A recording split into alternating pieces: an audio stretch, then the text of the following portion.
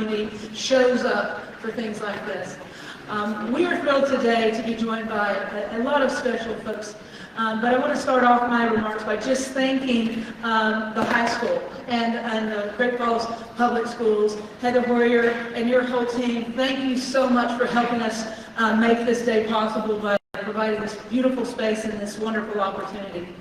Many of you may know NieghboWorks. We've been around for 45 years helping folks into home ownership and doing what we can in our community to help it grow and be revitalized block by block. But part of that, and what we're here today to talk about, are the trades in the High School House program. The High School House program started when Nancy Stevenson, Nancy O'Brien, went to the schools and said, hey, I think there's this idea of students constructing a house. You know, student construction classes and shop classes have been going on all over the nation, but she had a really unique opportunity to see one in Pocatello. And the school was a little bit doubtful about it at the time, so she took the school district to Pocatello to see what they were doing. And she thought it would take a few years to kind of really bring it all together. The very next fall was the first high school house, and we haven't stopped building since. So this year marks the 48th high school house that we're building in our community. So give a round of applause to our student builders. I wonder if there's any former builders that are in the audience today. If you raise your hand, if you're a former student builder that you might be in the audience today, thank you for helping with our community. But we had a great opportunity. We've had a long relationship with Wells Fargo, and so they approached us because of some of their initiatives and their relationships, and they said, we think we want to highlight your high school house program and your community. So I'd like to bring up Allison Hawkins, the External Relations Director from Wells Fargo.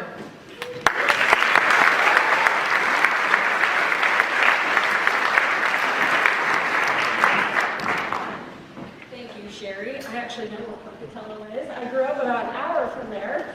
Very tiny town called Arco, Idaho. If you ever go to the Craters of the Moon, you'll pass through. There's like 4 houses there, mine was one of them. So yeah, I grew up in a small town in Idaho, and that's why these programs are so near and dear to my heart personally. There's 3 classes I really enjoyed in high school: PE, choir, and shop. And poor Mr. Cummins had the patience of Job working with me in shop class when I get the welder stuck and they'd get it cleaned out. But he had a really significant impression on my life that these skills were really valuable and really important. The mistake was back then, though, this was a long time ago, this is 20 years ago, was that trade jobs and skilled trade jobs were a second option. College was way better, right? I did go to college, it was a great option.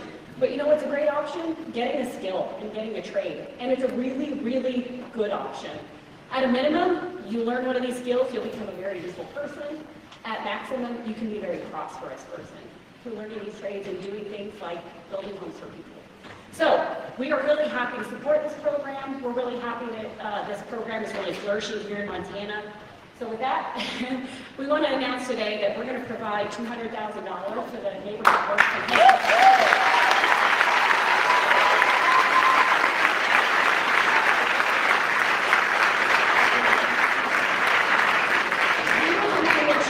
Program can continue and flourish. It's so valuable. It's so valuable both for this community and to the students. So thank you, Sherry. Thank you, NieghboWorks.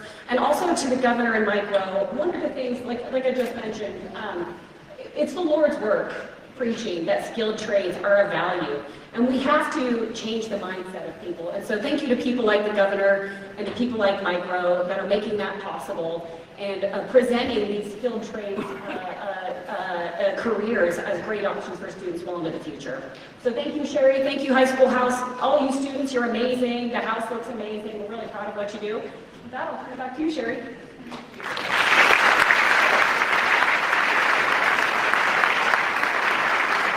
Thank you so very much.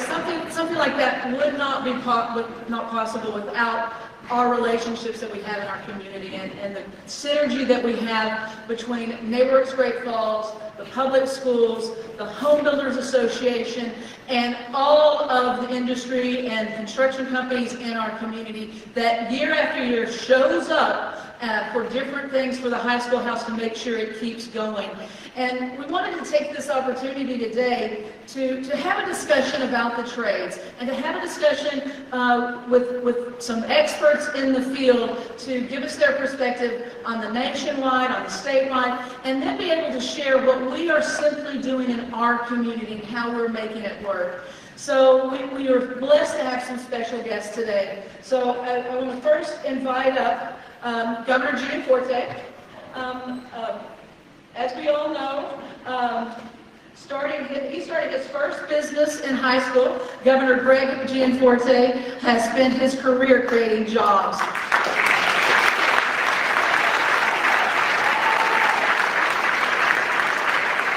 After 34 years in the private sector, he devoted himself to be elected governor. and to work in the service for us as the 25th governor. Under his leadership, more Montanans have worked more than ever before. Unemployment is at a record low, and the state has set new records in jobs and business creation. We know that this is his passion and his drive in our community. But more importantly, we want to welcome his wife, Susan, who's also able to join us today.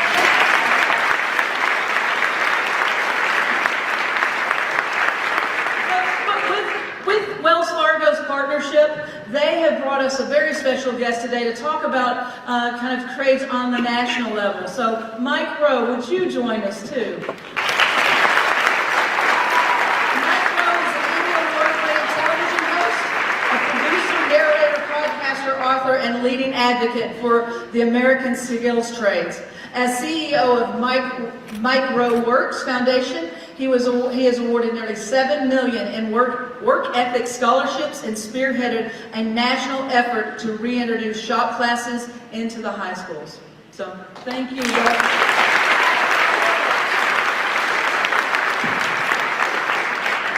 We wouldn't be anywhere without the local experts in the trades and for the high school house. So we have a special panelist today, Caleb Stringer. He's an alumni of the high school house.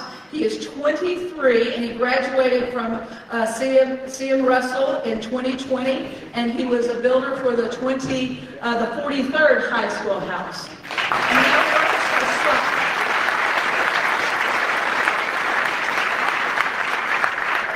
probably the person that all of you turned out today that you know well, our community hero, Pete Pace. Thank you.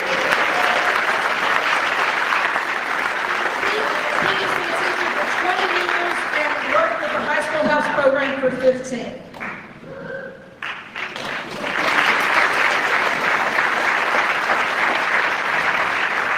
like I said, we wanted to take this opportunity to talk about a few questions about what we're seeing in the trades and why our program here is so important. So I'm going to start off with you, Mike.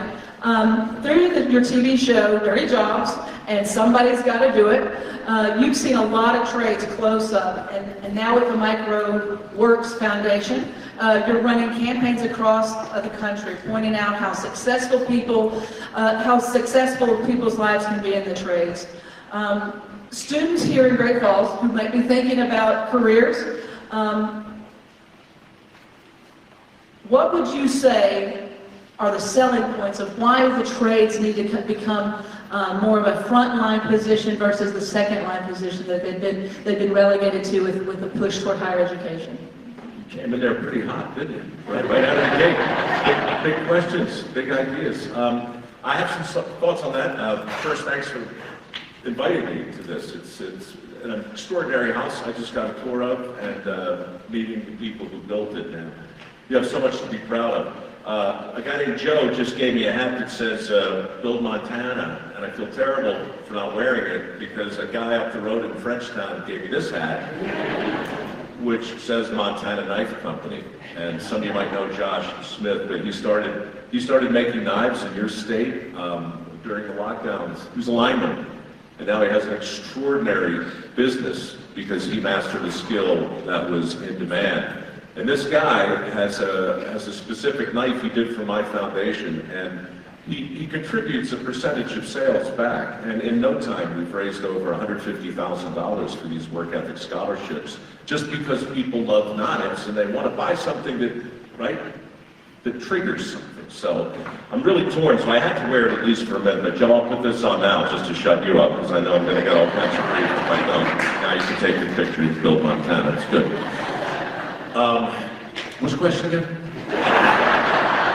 I'm kidding. I know that. I know the question. I know the answer. What are the selling points to pursue a career in the trades? 17 years ago, when I started NieghboWorks, the answer would have been different, and I would have framed it different. In fact, maybe 10 years ago, I would have still been talking about, it in terms of challenging stereotypes and literally selling it to you. That's the word you used. And we do have to make a more persuasive case for the trades in our country. That's absolutely true, because a whole generation of kids has been brought up to believe that if they don't get a 4-year degree, they're kind of screwed. And that's ridiculous. So we absolutely have to turn that on its head. The good news is it's now easier to do that than ever. In part because the math is on the side of the tradespeople. 5 tradesmen will retire this year, and 2 will replace them. It's been that way for over a decade. 5 out, 2 in. So we're dealing with a shortage just purely in mathematical numbers, and that's enormous. We're also dealing with 7.6 million open positions in the country right now, most of which don't require a 4-year degree, and people are getting up to speed with that.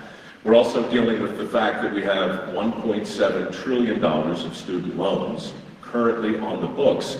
Most of that debt is held by kids who graduated with a 4-year degree but aren't working in their chosen field and for whatever reason aren't able to pay that debt off. We also have 6.9 million able-bodied men for whatever reason are not only not working but not looking for work. All of these things are bad for the country, but if there's a silver lining, it's the spotlight that it now has forced onto the opportunities that have always been there right under our nose. Many of you probably don't know who Jensen Huang is. He's the CEO of a little company called NVIDIA, which I believe is now a $5 trillion company. $5 trillion. This is the guy on the cutting edge of AI. He's building the chips that are going to usher in this next revolution. This morning, and you can Google it, he's out there, his face is on a meme, and the quote goes like this: "The next generation of millionaires in this country will consist primarily of plumbers and electricians." Now, I've been saying that for 17 years, but I don't run a $5 trillion company. I run a little foundation called NieghboWorks. But when the headlines and the trillionaires catch up to somebody like me, it's time to pay attention and wear the hat that spells out the message. It's not just Montana that needs to be built. It's every state in this country. It's every zip code in this country. We need a revival. We need to reinvigorate the trades in a way that proves, to your point, that proves the opportunities are real. And the best way to do that, in my view, is through partnerships like the one you just laid out, right? A 45-year track record around what you're doing, combined with local high schools, combined with kids who are willing to pick up a hammer and learn that skill. And then most importantly, a finished product, a house that speaks for itself and stands there for everybody to look at and see. The evidence demands a verdict. That's my answer. That's what I would say to people today who are trying to figure out whether or not it's worth their time. Come to Great Falls, look at what they're building, look at who's building it, look at how they're doing it, and then ask yourself, what does your hat say? What happens if that trend doesn't change? Especially for the positions like welders and electricians, what happens when that trend doesn't change? Where does this building come from? You know, we're so obsessed sometimes with getting into the corner office, we forgot to celebrate how the corner office is built. And that's what all this is coming back down to. This is only a matter of national security. The governor knows better than I do, but not a week goes by that my foundation doesn't get a phone call from some leader in some industry who is having a freak out. Like the Maritime Industrial Base called about a year ago.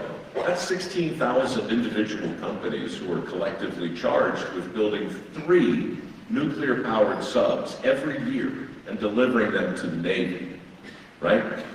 Your question is, what happens if we don't deliver 3 nuclear-powered subs a year to our Navy? Well, subs are the tip of the spear in this world. It's critically important. I said to the guy, well, what can I do for you? He said, I'm trying to hire tradesmen and I'm having a heck of a time. I said, how many do you need? He said, 250,000. 250,000. Now, that's over the next 7, 8 years, but they need 80,000 now, right now. And they said, we've looked anywhere. Do you have any idea of where they are? And I said, yeah, I know exactly where they are. They're in the 8th grade. That's where they are. That's why what you're doing here is critically important. I got the same phone call from the automotive industry. They got 80,000 openings in technician repair and auto body work, collision and so forth. AI, forget it, hundreds of thousands. Energy, Larry Fink, BlackRock, this guy, I don't know if you've heard of him. I didn't ever think I'd get a phone call from him. He's in charge of $12 trillion today, and he needs 500,000 electricians. But my message is that if you're in this line of work right now, you're going to get swept up in a revival unlike anything I'm old enough to remember.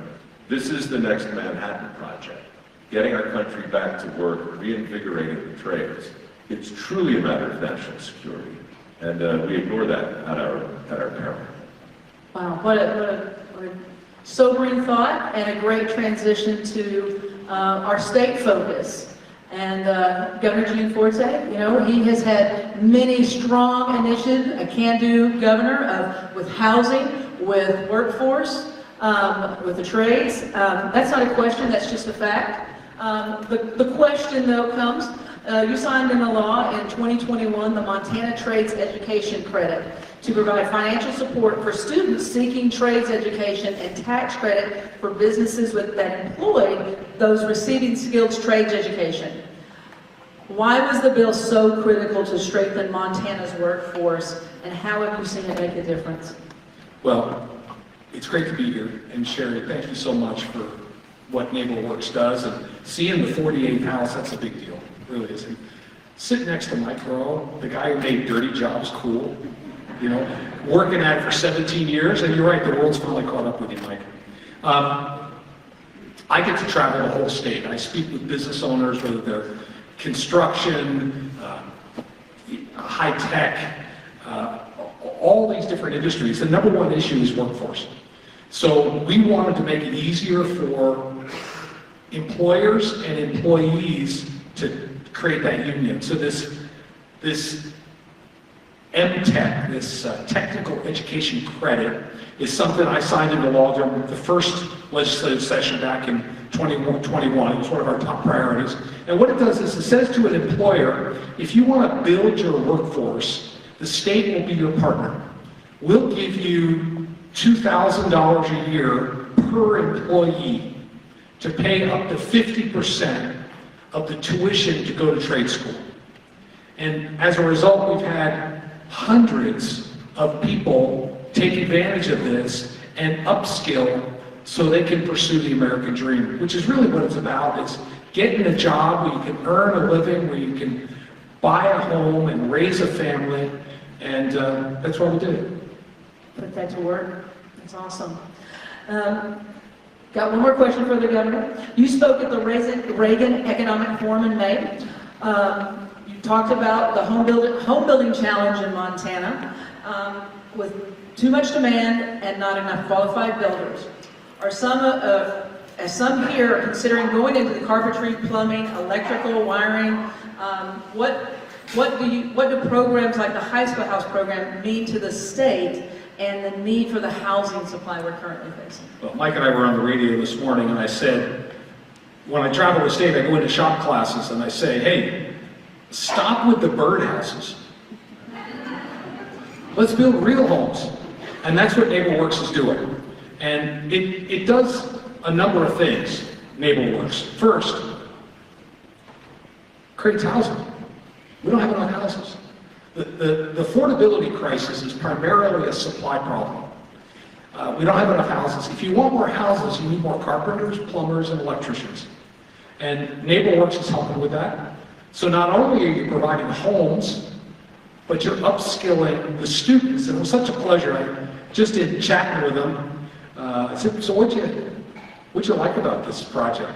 And you could see the pride and ownership. It was like, I framed that wall. You know, and they're never going to forget that experience. And a number of the students, just in chatting with them, a number of them are seniors, they're planning to go into the construction trades, which is going to help us with housing affordability, and it's going to create livelihoods for them. So it was a pleasure to be at the Reagan Library. It's quite a cool place. They actually have the old Air Force One in the museum. And it was because of the work we did on housing affordability. We learned two things.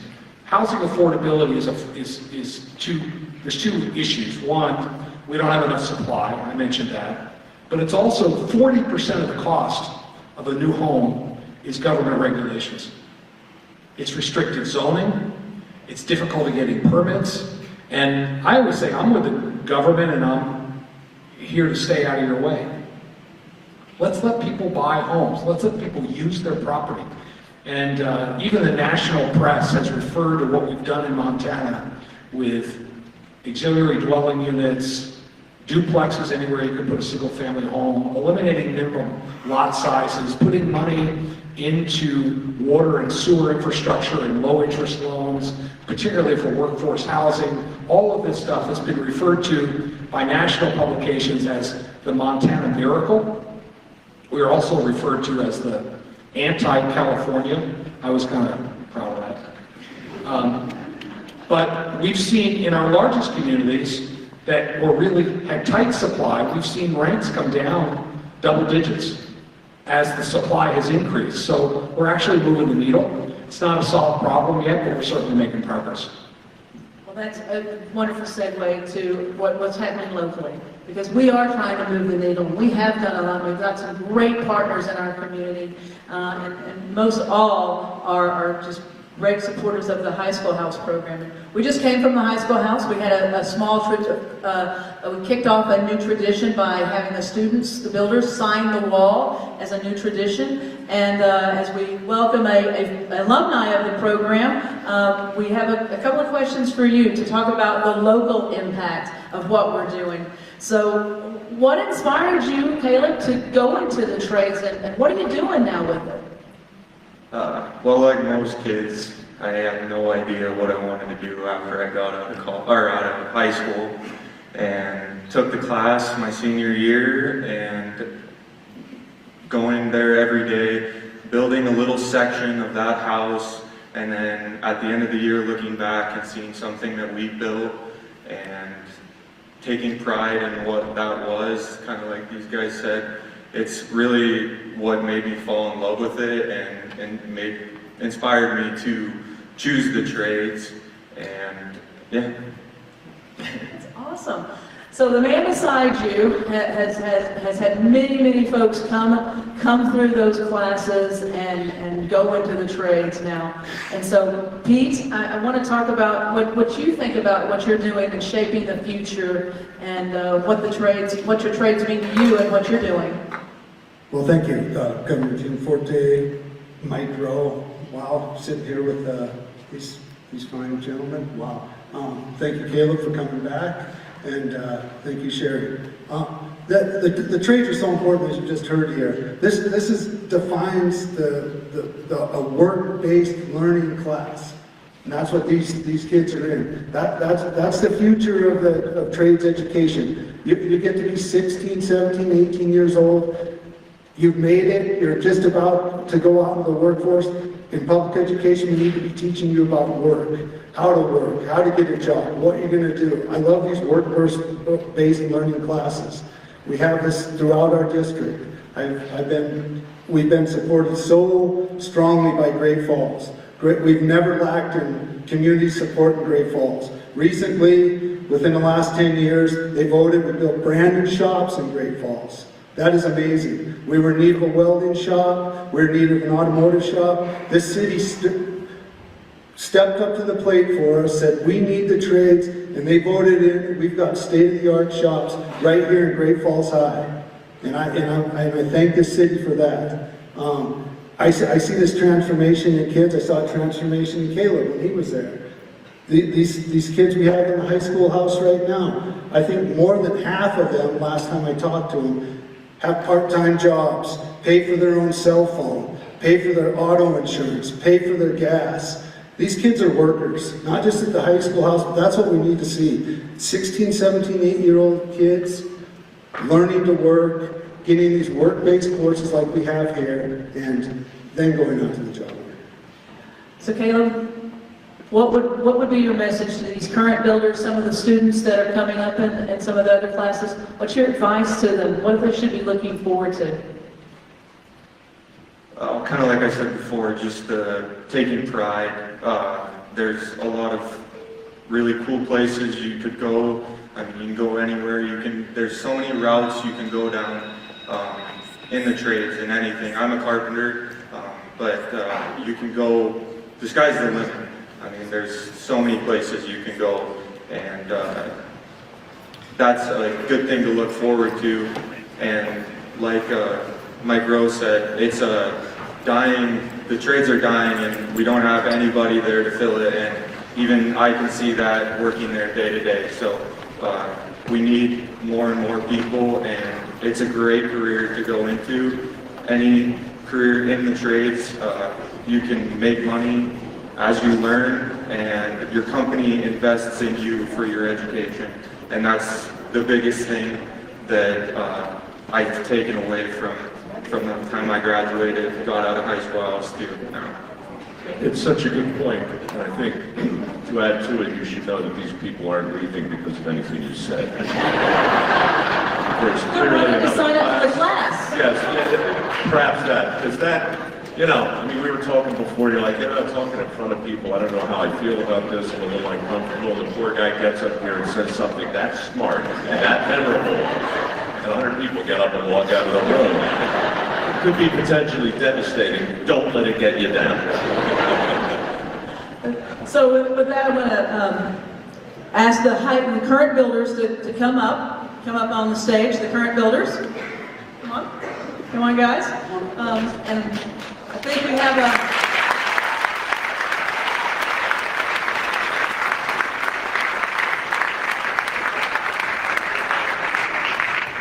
I think we have a great opportunity today with the governor to do something that really helps us stand out and put an exclamation point on today. So if you guys kind of keep coming down here and kind of fill in beside me over here, let the governor have his space in front. You guys are impressive. I was really impressed with the work you did, and gals. Really impressive. So I have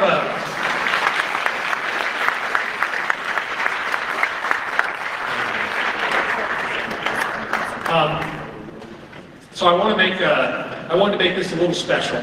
So I have a proclamation. This is Pete Pace. This is really for you and for these students and for the great work that NieghboWorks has been doing.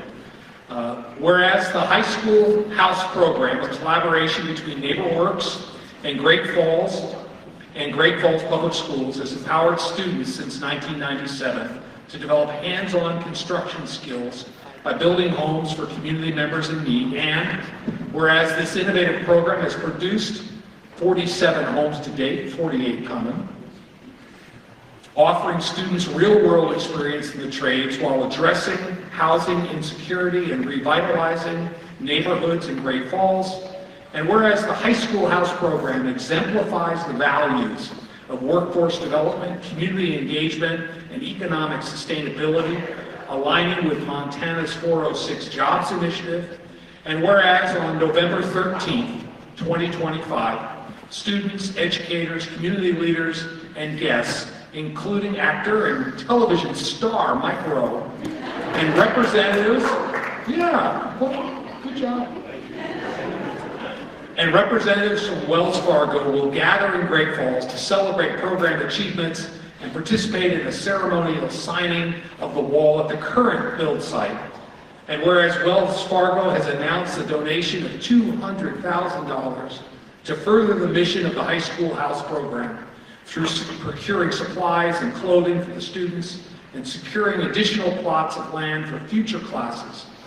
And whereas the state of Montana recognizes the importance of investing in youth, trades education, and community-driven solutions that prepare the next generation for meaningful careers and civic contribution, I therefore do hereby proclaim November 13th, 2025, High School House Day, to encourage all to support and celebrate those building a stronger future for Great Falls and our state.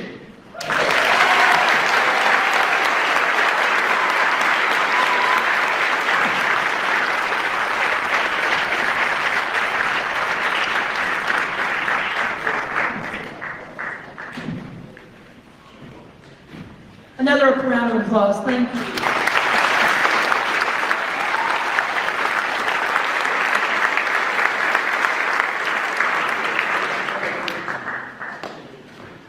So, not to be outdone, we have another presentation that we want to have. Wells Fargo and Mike Rowe the foundation wanted to make sure that they also left something for the students. And so there'll be other things coming from that wonderful grant and that opportunity, but something for each and every one of you. So Mike, if you'd come forward and grab the jacket, if we can have one of our students come.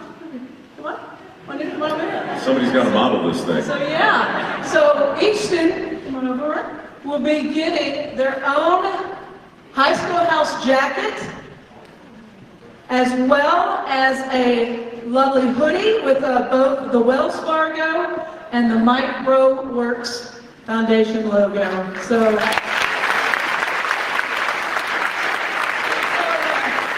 since the governor signed a proclamation, we're going to have Mike sign a jacket. Whereas NieghboWorks Foundation is so privileged to be here, and whereas we are also aware that the future of our country rests in your capable hands, and whereas, having been to Montana once or twice before, I know how freaking cold it can get out there, we have therefore ordained that you shall be wrapped in multiple layers, so that you will be forever cozy and warm in the coming winter months, where you will continue to rise with the sun and labor through the day, and lay your head down at the end of that long, long day and sleep like a baby, because you know you actually have a job that matters. Having said all that, yeah, I'll sign that.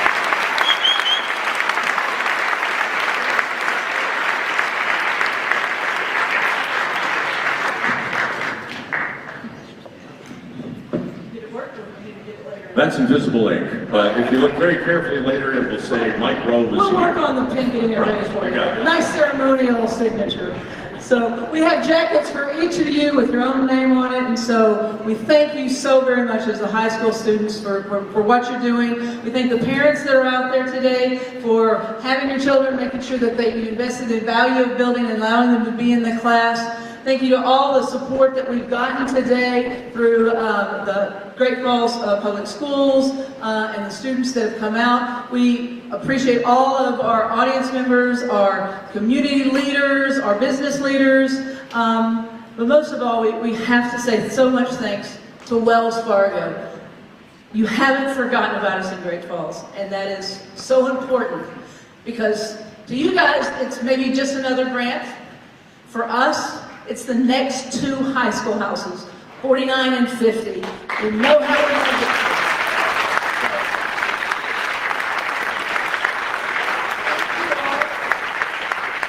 there. Those homes are able to serve our community for generations to come. But now we're going to allow lots of photos and do what we do really well and shake a lot of hands and say thank you. So thank you all for coming today.